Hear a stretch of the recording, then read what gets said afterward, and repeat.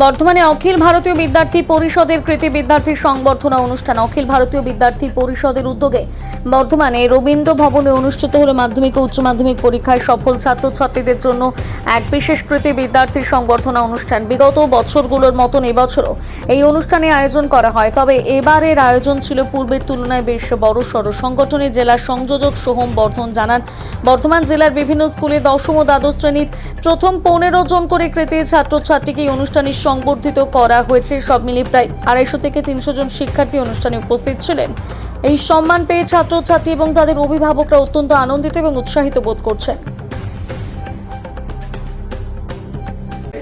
যে এবিভিপি সারা ভারতবর্ষের সমস্ত কলেজ বিশ্ববিদ্যালয় এবং পঠন পাঠনের যত যে ইনস্টিটিউশন আছে সব কিছুতে নিজের একটা অস্তিত্ব তৈরি করে এবং আস্তে আস্তে সেটাকে বাড়াতে আরম্ভ করে। এবিভিপির যেটাকে আমরা অখিল ভারতীয় রাষ্ট্রীয় সংঘ বলি, বিদ্যার্থী পরিষদ বলি, অখিল ভারতীয় বিদ্যার্থী পরিষদের মূল উদ্দেশ্য আমি যা দেখেছি গত 3-4 মাসে, তাতে আমার মনে হয়েছে যে এরা অতটা হস্টাইল নয় যতটা অন্যান্য যে ছাত্র ইউনিয়নগুলো রয়েছে, যেমন student federation of India, NUSI এবং আরও অন্যান্য যে স্টুডেন্ট সংগঠনগুলো রয়েছে তাদের থেকে এরা অন্যরকম। এদের মূল মন্ত্র শুধু ছাত্রানাং অধ্যয়নাং তপই নয়, এদের মূল মন্ত্র হচ্ছে চরিত্র গঠন করা, দেশ গঠন করা, সমাজকে গঠন করা, সমাজের উন্নতি করা, সমাজের পরিচর্যা করা এবং যদি কখনো কোনো দুর্ঘটনা ঘটে বা দুর্যোগ আসে এরা সব ঝাঁপিয়ে পড়ে এবং দেশের যে ব্যবস্থা সেগুলো নিয়ে আরেকবার পুনর্নির্ণয়ন করতে পারি এবং এগুলো নিয়ে আলোচনা করাও দরকার, এবং তাহলেই আমাদের ভবিষ্যৎ প্রজন্ম জানতে পারবে আমরা কোথায় দাঁড়িয়ে আছি এবং আমাদের কোথায় যেতে হবে।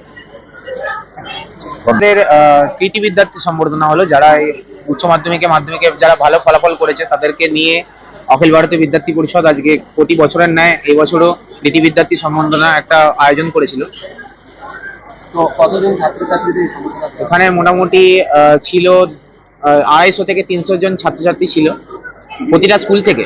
বর্তমানে প্রতিটা স্কুল ছিল। এই ধরনের একটা অনুষ্ঠান, এত বড় অনুষ্ঠানে প্রথম নেওয়া হলো এতজন ছাত্রছাত্রীর সম্বর্ধনা। না, এটা আমাদের আগের 2 বছর আমাদের এরকম কৃতি বিদ্যার্থী সম্বর্ধনা অনুষ্ঠান করা হয়েছে। তো এভাবে এত বড় করে হয়তো হয়নি, কিন্তু হয়েছে, কৃতি বিদ্যার্থী সম্বর্ধনা করা হয়েছে। এবছরে একটু বড় করে এই জিনিসটা করা হলো। প্রত্যেকটা স্কুল থেকে কজন করে নেওয়া হয়েছে? প্রত্যেকটা স্কুল থেকে 1 থেকে 15 অবধি। কোন ক্লাস? Class 10 and 12। মোটামুটি কেমন সারা পেলেন আজকে অনুষ্ঠান? আজকে সকল যারা ছাত্রছাত্রীরা এসেছিলেন তাদের সবার একটা এই জিনিসটা কৃতি বিদ্যার্থী সম্বর্ধনা, তাদেরকে তো একটা সংবর্ধনা দেওয়া হলো, তো এই জিনিসটাতে তারা অত্যন্ত খুশি হয়েছে। আর গার্জেন যারা এসেছিলেন, ছাত্রদের সাথে যারা গার্জেন এসেছিলেন তারাও অত্যন্ত খুশি হয়েছেন। কে কে এসেছিলেন এখানে?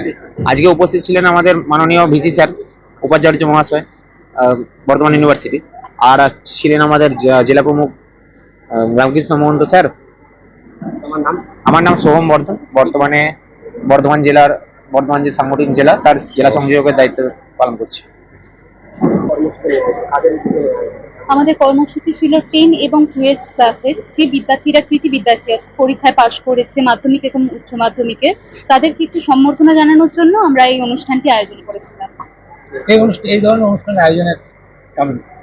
এই ধরনের অনুষ্ঠান আয়োজনের কারণ প্রধানত আমরা বলতে পারি যে ছাত্রছাত্রীদের যে একটা উৎসাহ বৃদ্ধি করা, তাদের মধ্যে আমরা যে অখিল ভারতীয় বিদ্যার্থী পরিষদ থেকে অনুষ্ঠানটি আয়োজন করছি, মানে তাদের মধ্যে যাতে একটা দেশের প্রেম সেটাও যেন আমরা জাগরিত করতে পারি, এবং তার থেকেও ঊর্ধ্বে তাদের মধ্যে তাদের যে একটা যে আনন্দ, তাদেরকে এগিয়ে নিয়ে যাওয়ার যে উৎসাহ দেওয়া, সেটার জন্য এই উদ্যোগ। অনুষ্ঠানগুলো আমরা আয়োজন করে থাকি। তাদেরকে পেয়েছিলেন স্যার? আমাদের সাথে ছিলেন আমাদের ভিপি স্যার ছিলেন, আমাদের উপাচার্য মহাশয় ছিলেন, তাছাড়াও আমাদের সাথে আছেন আমাদের জেলা প্রমুখ রামকৃষ্ণ স্যার এবং আমাদের বর্ধমান জেলা সংযোজক সোহম বর্ধন, সকলে আছে। আমার নাম স্নেহা বিশ্বাস। আপনারা এই যে ছাত্রছাত্রীদের নিয়ে আর কি কি ধরনের প্রোগ্রাম করতে চান? আমরা ছাত্রছাত্রীদেরকে নিয়ে যে প্রোগ্রামটা বিশেষত করে থাকি, যে আমাদের বন্দে মাতরমের যে 150 বছর পূর্তি হয়েছে রচনার, তার জন্য আমরা বিভিন্ন র্যালি করে থাকি, সেটা সম্পর্কে তাদেরকে অবগত করা বর্তমানে ছাত্রছাত্রীদেরকে। এইরকম বিভিন্ন উৎসব আমরা করে থাকি।